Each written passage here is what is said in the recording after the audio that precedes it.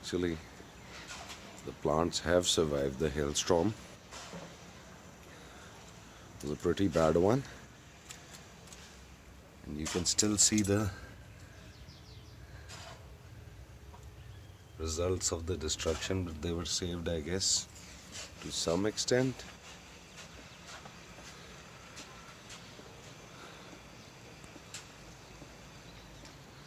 It's all washed.